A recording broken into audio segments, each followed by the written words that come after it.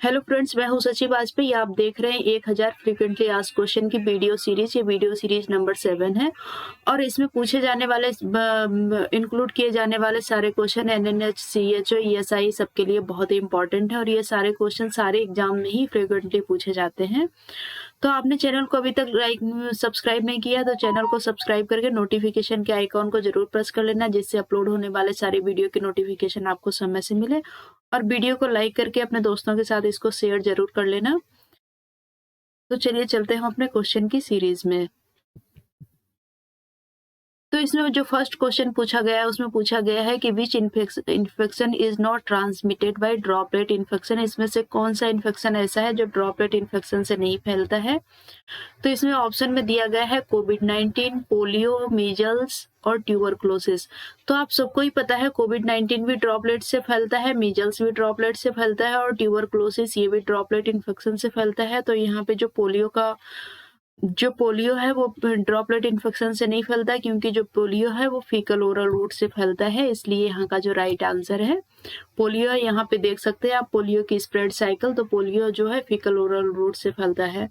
तो next question में चलते हैं। नेक्स्ट क्वेश्चन में पूछा गया है कि which of the cleanest city of India according to Swachh Bharat Abhiyan. Swachh Bharat Abhiyan के अकॉर्डिंग इंडिया की क्लीनेस्ट सिटी कौन है।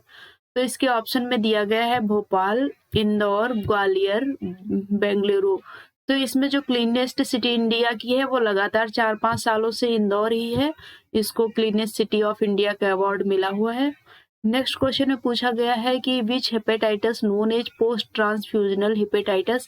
कि ऐसा कौन सा हेपेटाइटिस है जो पोस्ट ट्रांसफ्यूजनल हेपेटाइटिस होता है, जो कि ब्लड ट्रांसफ्यूजन के थ्रू फैलता है। तो देख लेते हैं इसमें option. Hepatitis A, hepatitis B, hepatitis C, hepatitis E. तो इसमें जो पोस्ट ट्रांसफ्यूजनल हेपेटाइटिस है या फिर पेरेंटल रूट से फैलने वाला जो हेपेटाइटिस है वो है हेपेटाइटिस सी।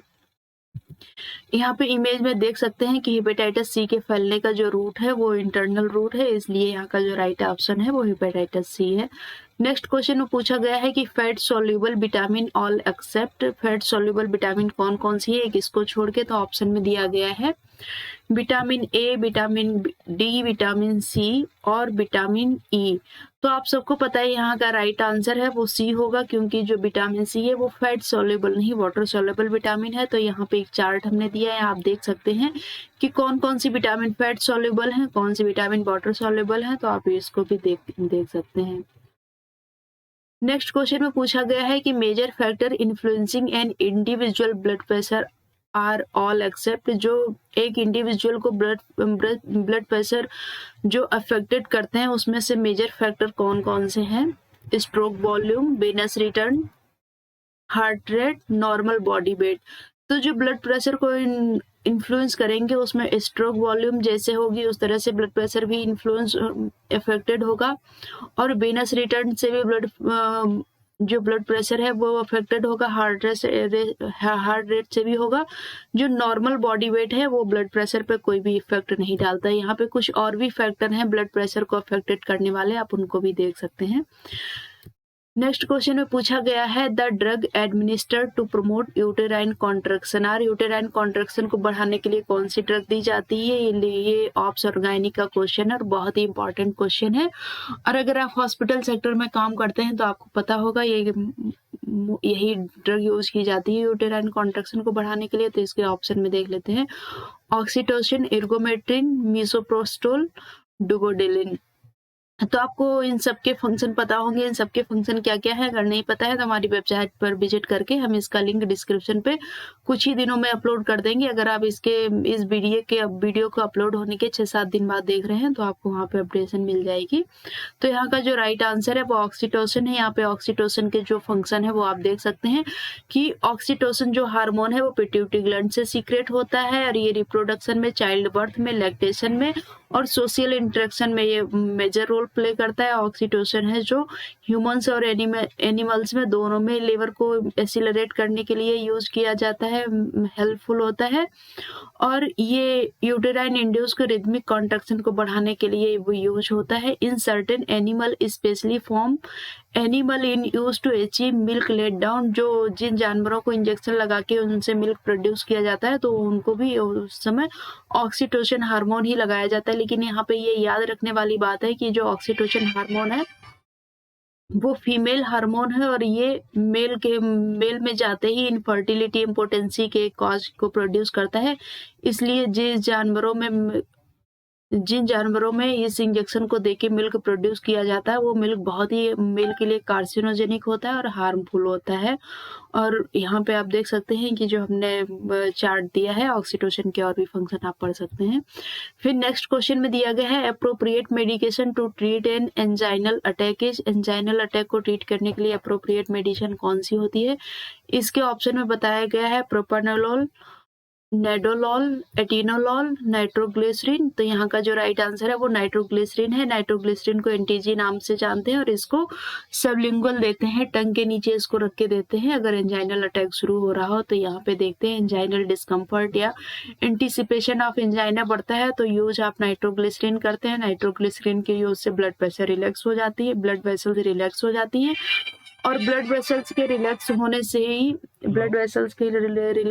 ही ब्लड फ्लो इंक्रीज होता है और मसल्स में ब्लड सप्लाई और ऑटो सप्लाई भी बढ़ जाती है और पेशेंट को रिलैक्स मिल जाता है। फिर नेक्स्ट क्वेश्चन में देखते हैं a essential micronutrient iodine is required for synthesis of the following hormone, कि जो आयोडीन है वो किस हार्मोन के सिंथेसिस में हेल्पफुल होता है। तो यहाँ पे ग्वाइटर क्रेटिनिज्म है, थायरोक्सिन, ट्राइएडोथायरोनिन है, ट्राइसोनिन थायरोक्सिन है, ट्रिप्सिन थायरोक्सिन है। तो इसका जो राइट आंसर है वो थायरोक्सिन और ट्राइडोथायरोनिन है। ये आयोडीन के सिंथेसिस के लिए हेल्पफुल होता है। फिर नेक्स्ट क्वेश्चन में पूछा गया है drug use to treat hyperkalemia. Hyperkalemia condition को कहते हैं जब ब्लड में पोटेशियम का लेवल बढ़ जाता है, मतलब 5 mmol से अधिक हो जाता है जो ब्लड का पोटेशियम लेवल, तो उसको हाइपरकैलेमिया की कंडीशन कहते हैं। इसको ट्रीट करने के लिए कौन सी ड्रग यूज की जाती है। ऑप्शन में दिए गए हैं एटिनोलॉल, प्रेडिनिसोलोन, नाइट्रोग्लिसरीन, कैल्शियम ग्लूकोनेट। तो यहाँ का जो राइट आंसर है वो है कैल्शियम ग्लूकोनेट। कैल्शियम ग्लूकोनेट को हम हाइपरकैलेमिया को ट्रीट करने के लिए यूज करते हैं। तो यहाँ के चार्ट में देख सकते हैं कि जो हाइपरकैलेमिया को यूज करने के लिए मेडिसिन होते हैं, यहाँ पे जो कैल्शियम ग्लूकोनेट दिया गया है, जो calcium gluconate fast acting drug है, बाकी सब इंटरमीडिएट और लेट एक्टिंग में है। फिर नेक्स्ट क्वेश्चन में यहाँ पे पूछा गया है drug use to treat nausea and vomiting are all except. Nausea और वॉमिटिंग को ट्रीट करने के लिए कौन कौन सी ड्रग यूज होती है, एक इसको छोड़ के। तो ऑप्शन में दिया गया है dopamine antagonist, serotonin receptor antagonist, cannabinoid, calcium channel blocker. जो यहाँ पे राइट आंसर है वो कैल्शियम चैनल ब्लॉकर है, क्योंकि नोजिया वॉमिटिंग को ट्रीटमेंट करने के लिए कैल्शियम चैनल ब्लॉकर का कोई रोल नहीं है। फिर नेक्स्ट क्वेश्चन में पूछा गया है the function of state nursing council are all except. जो स्टेट नर्सिंग काउंसिल होती है उसके क्या क्या फंक्शन है, एक इसको छोड़ के। तो ऑप्शन में दिया गया है ensure proper training is given in the institute, approve training institute, register all train nurse and provide license to practice, और provide employment to all train nurses. तो यहाँ पे ट्रेनिंग इंस्टीट्यूट को इंश्योर करना भी जो स्टेट काउंसिल है उसका काम है, जो ट्रेनिंग इंस्टीट्यूट को अप्रूव करना है ये भी स्टेट नर्सिंग काउंसिल का काम है। सारी नर्सेस को रजिस्टर करना और उनको लाइसेंस प्रोवाइड करना भी स्टेट नर्सिंग काउंसिल का काम है। Provide employment to all train nurses, इसमें स्टेट नर्सिंग काउंसिल का कोई भी रोल नहीं है। नर्सिंग काउंसिल इसके लिए कोई भी प्रॉमिस्ड नहीं है कि हम सारे नर्सेस को एम्प्लॉयमेंट प्रोवाइड करेंगे। नेक्स्ट क्वेश्चन में पूछा गया है hypoxia may be caused by all the following factor except, कि हाइपोक्सिया इन सारे फैक्टर की वजह से कॉज होती है, एक इसको छोड़ के। तो इसका ऑप्शन में दिया गया है decrease haemoglobin, respiratory problem, decrease blood supply to an area, decrease haemoglobin. तो यहाँ पे देख रहे हैं कि अगर हीमोग्लोबिन डिक्रीज हो गया है, हीमोग्लोबिन के डिक्रीज होने से भी हाइपोक्सिया की कंडीशन हो सकती है, क्योंकि हीमोग्लोबिन ऑक्सीजन के लिए एफिलिएट का काम करता है और ये लंग से हीमोग्लोबिन के थ्रू ऑक्सीजन सारे टिश्यूज और सेल्स में सप्लाई होती है। रेस्पिरेटरी प्रॉब्लम होगी तो भी हाइपोक्सिया की कंडीशन हो सकती है। अगर कहीं भी ब्लड सप्लाई कमी हो गई है तो ऑक्सीजन सप्लाई वैसे ही कम हो जाएगी, तो ये भी हाइपोक्सिया की कंडीशन को कॉज कर सकते हैं। लेकिन यहाँ पे जो हीमोग्लोबिन है, जो बढ़ा हुआ हीमोग्लोबिन है, ये ऑक्सीजन के फ्लो को और बढ़ाएगा, ना कि कम करेगा। तो यहाँ का जो राइट आंसर है वो इंक्रीज्ड हीमोग्लोबिन है। जो इंक्रीज्ड हीमोग्लोबिन है वो हाइपोक्सिया की कंडीशन को कॉज नहीं करेगा। अब यहाँ पे आप देख सकते हैं कि हाइपोक्सिया क्या है। हाइपोक्सिया O2 डेफिशिएंसी है जो टिश्यू लेवल में कम हो जाती है। ये pathological condition which the whole body and whole or the region of body is deprived of adequate oxygen supply, की जो ऑक्सीजन सप्लाई है पूरी बॉडी में एडिक्वेट रूप से नहीं हो पाती है। और जो सांस लेते हैं उसमें ऑक्सीजन की सप्लाई या तो प्रॉपर नहीं होती या किसी कारण की वजह से किसी भी एक रीजन की या बॉडी की ऑक्सीजन सप्लाई रुक जाती है, हाइपोक्सिया कहते हैं। फिर नेक्स्ट क्वेश्चन में पूछा गया है a defense reactive intended to neutralize control और eliminate of the offending agent and to prepare site for repair is called infection, inflammation, induration या इंसल्ट। तो यहाँ पे आप देखते हैं जब भी कोई इंजरी हुई होती है तो वहाँ पे फाइगोसाइटोसिस को और इनको इम्प्रूव करने के लिए, टिश्यू को रिपेयर करने के लिए जो कंडीशन डेवलप होती है वो इन्फ्लामेशन होती है। तो यहाँ का जो राइट आंसर है वो इन्फ्लामेशन है। आप देख सकते हैं इन्फ्लामेशन कैसे काम करता है कि अगर कोई भी टिश्यू से इंजरी होती है, यहाँ पे स्वेलिंग होती है, पेन होता है, वार्म्स होता है, रेडनेस होती है, फिर यहाँ पे इन्फ्लामेशन होती है। इन्फ्लामेशन के बाद ये सारे टिश्यू है रिपेयर होके अपनी नॉर्मल कंडीशन में आने लगते हैं। नेक्स्ट क्वेश्चन में पूछा गया है कि according to MTP act the following are indication for termination pregnancy before viability except. जो टर्मिनेशन मेडिकल जो प्रेगनेंसी के टर्मिनेट करने का एक जो सर्टेन टाइम होता है उसमें एमटीपी एक्ट के अनुसार किस किस कंडीशन में एमटीपी कर सकते हैं। तो इसके आंसर ऑप्शन में दिया गया है कि severe cardiac disease, chromosomal anomalies, pregnancy due to rape, unplanned pregnancy. तो यहाँ पे देख सकते हैं अगर किसी भी लेडी को सीवियर कार्डियक प्रॉब्लम है तो उसकी जान को खतरा है, इसलिए उसको भी एमटीपी के थ्रू परमिशन मिल जाएगी। अगर किसी बच्चे को क्रोमोसोमल फीटस को क्रोमोसोमल एनोमलीज है तो वो बच्चा बर्थ के बाद उसको कोई कंजेनाइटल डिफॉर्मिटी होगी। और किसी को अगर प्रेगनेंसी रेप की वजह से हुआ है तो उसको भी सोसाइटी में बहुत तरह की कॉम्प्लिकेशन का सामना करना पड़ेगा। अनप्लान्ड प्रेगनेंसी है ये यहाँ का राइट आंसर है, क्योंकि अनप्लान्ड प्रेगनेंसी एमटीपी के थ्रू इसमें परमिशन नहीं दी जाती है कि एमटीपी किसी को प्रेगनेंसी टर्मिनेट कराना है। तो यहाँ पे मेडिकल टर्मिनेशन ऑफ प्रेगनेंसी जो कि 1971 में लॉन्च किया गया था एक्ट, उसके और भी टर्म और कंडीशन देख सकते हैं। इसमें अगर थेरेपेटिक देखा जाए तो अगर किसी प्रेग्नेंट लेडी की जान बहुत खतरे में है तो उसको भी नहीं दे सकते। अगर कोई ऐसी बीमारी है जिससे बच्चा सफर करेगा, ह्यूमैनिटी के हिसाब से देखा जाए तो प्रेगनेंसी में अगर कॉज है, सोशल के हिसाब से, एनवायरमेंटल के हिसाब से, इन कुछ कंडीशन में ये एमटीपी एक्ट के थ्रू परमिशन होती है प्रेगनेंसी को टर्मिनेट करने की।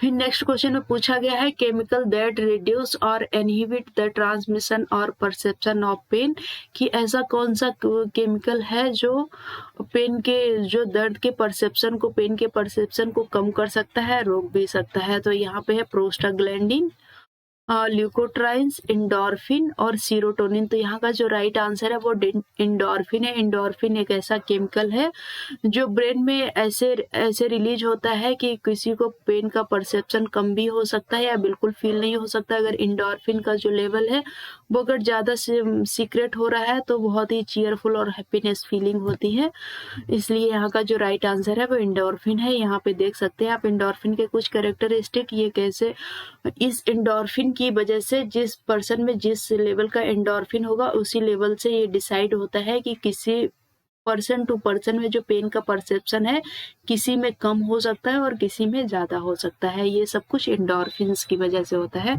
फिर नेक्स्ट क्वेश्चन में पूछा गया है factor that result in increasing the serum osmolarity are all except, कि सीरम के ऑस्मोलैरिटी लेवल को इंक्रीज करने में सारे फैक्टर इंक्लूड हैं, एक इसको छोड़ के। तो डायबिटीज इंसिपिडस है, यूरेमिया है, हाइपरग्लाइसीमिया है या रीनल फेलियर है, तो इसका जो राइट आंसर है वो रीनल फेलियर है। और बाकी सारे कंडीशन में ब्लड और ऑस्मोलैरिटी लेवल इंक्रीज होता है। ऑस्मोलैरिटी लेवल ये होता है कि जितना भी बॉडी में फ्लूइड होता है उसमें कुछ जो थिक सब्सटेंस होते हैं वो ऑस्मोलैरिटी लेवल में होता है। यहाँ पे कुछ चार्ट है, इसको आप वीडियो पॉज करके देख सकते हैं ऑस्मोलैरिटी लेवल को समझने के लिए। फिर नेक्स्ट क्वेश्चन में पूछा गया the characteristic of fluid volume deficit include all except. अगर किसी में फ्लूइड वॉल्यूम डिफिसिट है तो उसमें क्या क्या कैरेक्टरिस्टिक देखने को मिलेंगे एक इसको छोड़ के।